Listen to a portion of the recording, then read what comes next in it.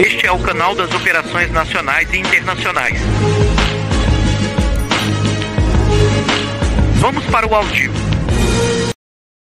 E ontem você viu aqui no Arena Eleições alguns trechos da entrevista de Lula ao WW Especial Presidenciáveis. Por conta disso, a gente vai conversar agora com o ex-ministro da Justiça e ex-juiz Sérgio Moro, justamente porque ele foi citado pelo candidato do PT ao falar sobre corrupção e Lava Jato. Ministro Sérgio Moro já está por aqui. Vamos só conectá-lo para eu dar boa noite para ele. Seja muito bem-vindo aqui ao CNN Prime Time. Eu só quero trazer esse trecho da entrevista, ministro, para depois, então, nós já começarmos a nossa fala para ambientar tudo daquilo que a gente vai trazer um pouquinho aqui.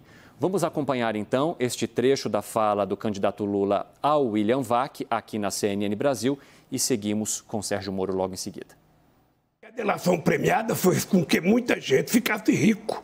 Ora, o que eu posso te dizer é o seguinte, sabe, o processo de investigação poderia ter sido mais sério se o juiz não fosse o pilantra que foi, se não transformasse a Lava Jato numa questão política, para me proibir de ser candidato a presidente da República, para tentar me condenar. Ou seja, o tempo inteiro, eu tive 358, ou seja, pessoas que prestaram depoimento, eu tive 26 processos, foram todos, eu fui absolvido em todos, fui absolvido pela Suprema Corte, fui absolvido na ONU, na primeira e na segunda instância, ou seja, eu sou um cidadão livre, embora pelo fato das pessoas terem passado 5 anos acreditando na mentira, as pessoas não querem reconhecer.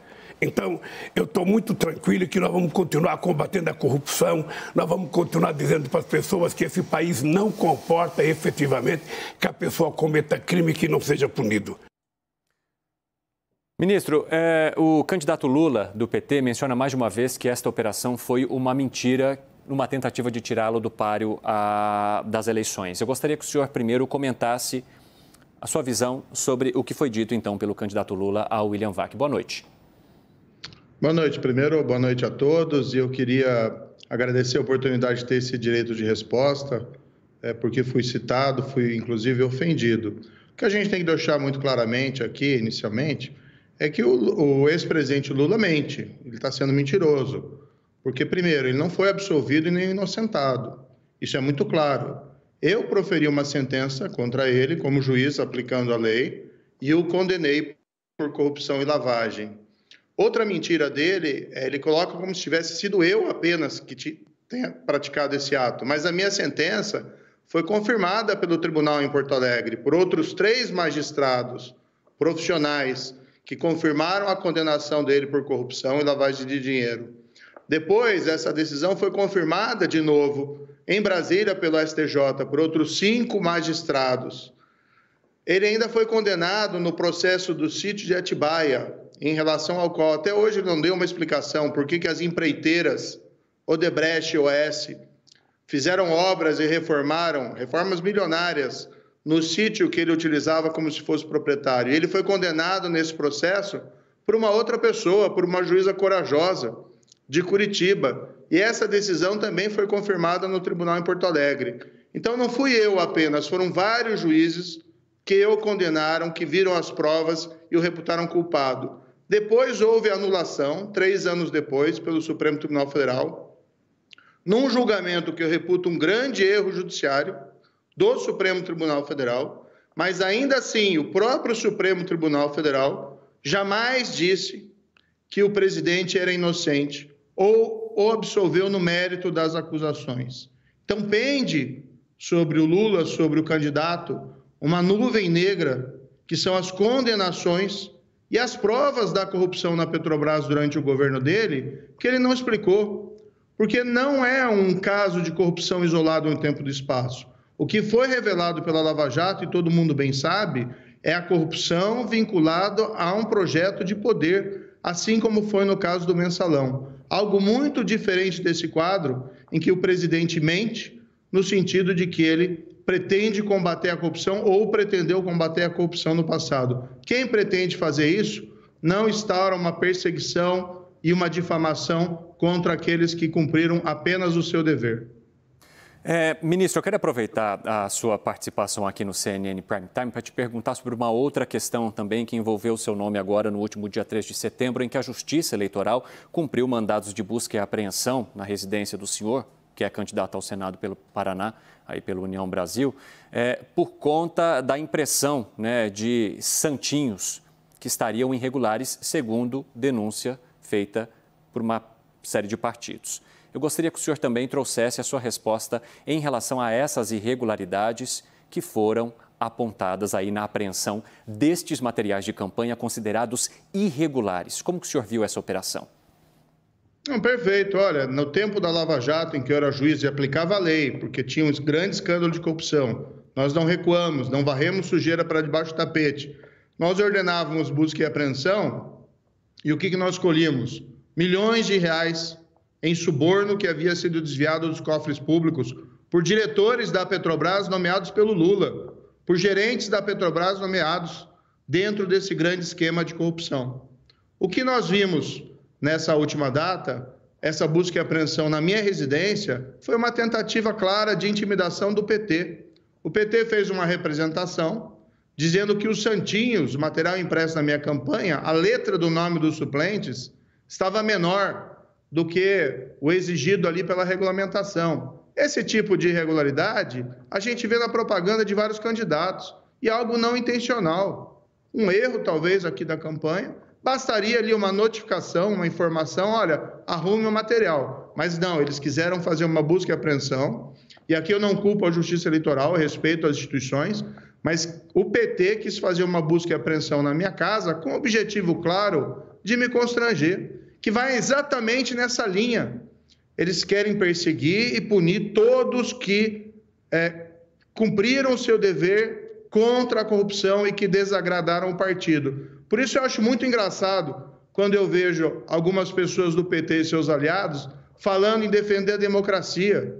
Que democracia é essa? Que juiz que cumpriu o seu dever, que promotor que cumpriu o seu dever, que delegado que cumpriu o seu dever são perseguidos pelo PT. Esse é um prenúncio do que nós teremos caso o Lula venha a ser eleito. Espero que não seja, e eu tenho colocado de maneira muito clara aqui, Lula e o PT são atualmente meus adversários. Na época da Lava Jato, eu era o juiz cumprindo o meu dever. Agora estou entrando na política e eu tenho que refutar e eu tenho que combater essas tentativas de perseguição. Isso não é algo que reflete um sentimento do PT de que ele reconhece os erros no passado. Pelo contrário. E, aliás, o próprio presidente vem em rede nacional, me desculpe aqui a sinceridade, mentir a respeito, dizendo que foi absolvido ou inocentado, nunca foi e jamais será.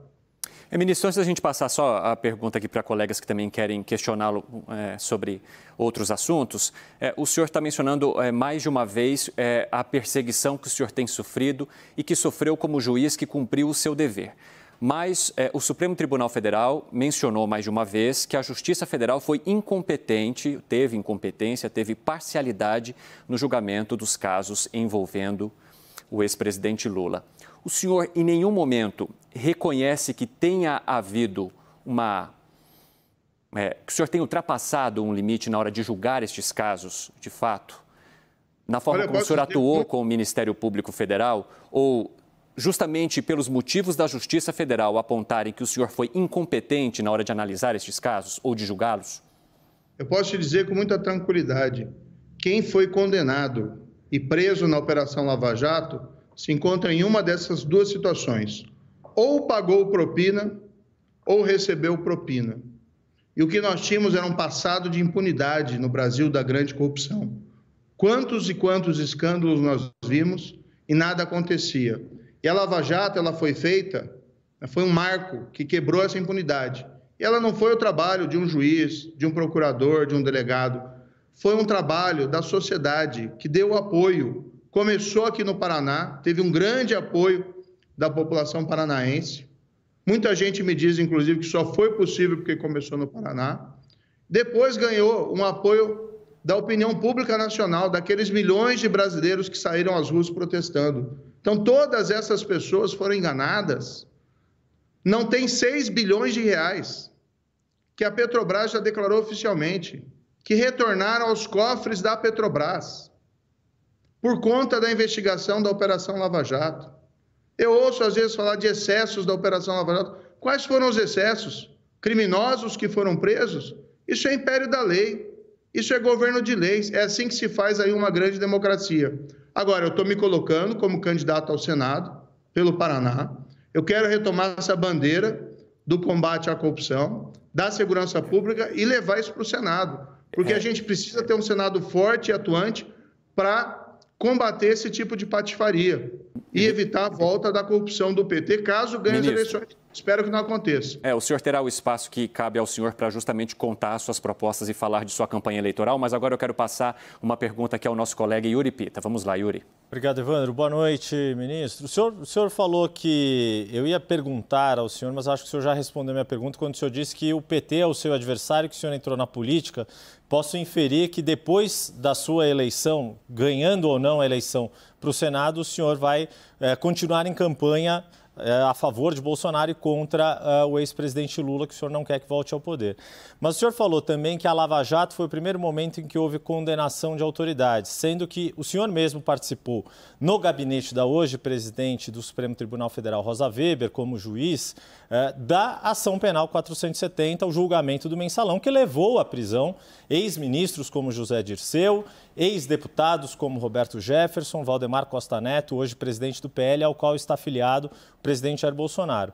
Minha pergunta ao senhor, o que leva o senhor a crer que, no quadro atual que estamos, com Lula e Bolsonaro indo para o segundo turno da eleição presidencial, vai haver diferença no enfrentamento da corrupção com Bolsonaro e não com Lula, sendo que Bolsonaro está num partido de uma pessoa que foi condenada no mensalão e sendo que sabemos que há uma série de questões que o presidente ainda não se explicou, como, por exemplo, essa questão que está vindo à tona sobre os imóveis comprados pela família do presidente. Bem, o mensalão merece também todos os elogios. Agora a gente tem que colocar e distinguir que a Lava Jato rompeu com esse padrão de impunidade numa magnitude mais ampliada, sem tirar qualquer mérito do mensalão. Foi um marco, inclusive, o mensalão abriu as portas, o julgamento, a condenação, abriu as portas para a aplicação de uma justiça penal mais efetiva àqueles poderosos que sempre tripudiaram contra a população. Porque esse dinheiro desviado da corrupção é aquele dinheiro que falta no posto de saúde, é o dinheiro que falta muitas vezes na transferência de renda, é o dinheiro que falta na obra pública. A gente sabe disso. A população sofre por conta desse motivo. Agora, por que eu me estou colocando, Yuri, como candidato? Eu quero levar essa bandeira de volta lá. Realmente, essa bandeira foi deixada um pouquinho de lado. A gente tem aí o que a gente viu na pandemia, definiu outras prioridades e teve também uma reação política muito forte desse sistema da corrupção, da velha política, que quer impunidade de volta. O que eu tenho feito? Me colocado como candidato ao senador e tenho empunhado aquelas bandeiras que muitos deixaram para trás por oportunismo. Fim do foro privilegiado, a volta da execução em segunda instância, o resguardo e a proteção das autoridades que se envolvem e realizam investigações contra poderosos. Eu acho que esse é o debate relevante. Por exemplo, o Lula foi indagado se ele respeitaria a lista tríplice para a indicação do Procurador-Geral da República. Ele não respondeu. Ele não consegue, aliás, responder com facilidade qualquer pergunta relacionada aí a combate à corrupção, porque ele tem um telhado de vidro nesse assunto. O que a gente tem que fazer? Vamos buscar a institucionalização da lista tríplice para a indicação do Procurador-Geral da República. O atual procurador também não foi da lista tríplice, candidato. Oi? O atual procurador-geral também não fazia parte da lista tríplice. Não, perfeito, mas isso que eu estou falando. Se a iniciativa não vem do presidente da República, que venha do Senado. Cadê o Senado forte e atuante que a gente precisa? Cadê os nossos Rui Barbosa, Joaquim Nabucos, aqueles que destacaram tanto no passado? Porque o espaço de transformação do país para melhor, para a gente melhorar a vida das pessoas e não ficar apenas melhorando a vida dos políticos, pode vir de outras instituições que não a presidência da República, pode vir do Senado. Por isso, quem quer que ganhe as eleições, deixar claro aqui, espero que não seja o Lula, tá? Mas quem quer que ganhe as eleições presidenciais, a gente ainda assim precisa de um Senado forte e atuante, independente, gente lá que não se vende por cargo, não se vende por verba, e eu acho que eu já provei isso, pelo que eu fiz no passado, que eu não me vendo, que eu estou ali para defender o interesse público e os interesses da população. Ministro, temos mais uma pergunta agora de Felipe Moura Brasil. Vai lá, Felipe. Boa noite, ministro. O senhor falou que muitos abandonaram as bandeiras do combate à corrupção em razão de oportunismo. O senhor teve diversos ruídos com o presidente Jair Bolsonaro enquanto era ministro da Justiça e Segurança Pública nesse sentido, desde a transferência do COAF, do Ministério da Justiça, passando pelos jabutis ali sancionados pelo Jair Bolsonaro, presidente da República, no pacote, desfigurando o pacote anticrime proposto pelo senhor. O senhor também denunciou a interferência na Polícia Federal feita pelo presidente e agora, nesse período eleitoral em que o senhor precisa dos votos de bolsonaristas no Paraná, a gente nota uma baixa nessa temperatura, nesse tom, em relação a críticas ao presidente, à sua família, aos seus apoiadores de um modo geral. É uma estratégia eleitoral? O senhor falou de bandeira, o senhor continua aí defendendo a volta da prisão em segunda instância, etc. Mas qual é a sua posição a respeito do presidente Jair Bolsonaro? O senhor parou de criticá-lo? Olha, Felipe, eu tenho um ponto muito sério em relação a isso, que eu tenho colocado aqui reiterado, que é o seguinte: eu e o presidente Bolsonaro, nós temos um adversário em comum, que é Lula, que quer destruir a Lava Jato, todo o legado da Lava Jato, e quer perseguir implacavelmente todos aqueles que se envolveram e trabalharam na operação. Querem transformar os agentes da lei em bandidos e os bandidos ali em inocentados, quando a gente sabe que isso não aconteceu. Então, a minha luta, a minha insurgência é em relação a isso. Agora, você pode ter certeza, Felipe, de uma coisa: eu jamais abandonarei os meus princípios e os meus valores. E estou colocando o meu nome para ir ao Senado, não para me tornar um político como os outros, mas um político que defenda essas bandeiras históricas e que não seja subserviente a quem quer que seja. A minha marca da minha história como juiz, ministro da Justiça, e o que eu pretendo fazer no Senado é ser uma voz forte e independente no Senado para defender sempre fazer o que é certo. E o que é certo é voltar, sim, o combate à corrupção com toda a sua força. E a gente levar essa credibilidade que a gente construiu nessa área para outros temas, como, por exemplo, segurança pública, que a gente fez um trabalho muito, permita que me dizer, mas acho que foi muito bom no Ministério da Justiça, tanto que a gente conseguiu reduzir os índices de criminalidade, mas também levar para outros temas importantes para a população, que é a saúde, educação, geração de emprego e geração de renda. A gente até estava vendo aqui anteriormente o programa da CNN, se falava do problema da fome no Brasil. Claro, tem que enfrentar políticas públicas robustas. Agora, a gente não consegue fazer nada disso se a gente não partir do pressuposto da honestidade, da integridade, e não podemos abandonar o combate à corrupção. Ex-juiz Sérgio Moro, ex-ministro também, agora candidato ao Senado, muito obrigado pela participação aqui no CNN Prime Time. Boa noite. Muito obrigado, foi sempre um prazer falar com vocês e eu fico feliz de ter esse direito de resposta, porque eu tenho sido reiteradamente ofendido com base em mentiras pelo ex-presidente Lula e tem que ter um espaço para a gente poder responder a todas essas mentiras e pontuar exatamente o que aconteceu na Lava Jato e o que foi revelado e quem é de fato o pilantra nessa história. Muito obrigado, boa noite, até a próxima. Bom, deixo claro também que o espaço está aberto para manifestações tanto do Partido dos Trabalhadores quanto do candidato Luiz Inácio Lula da Silva sobre as falas do ex-ministro e ex-juiz Sérgio Moro nesta edição do CNN Prime Time.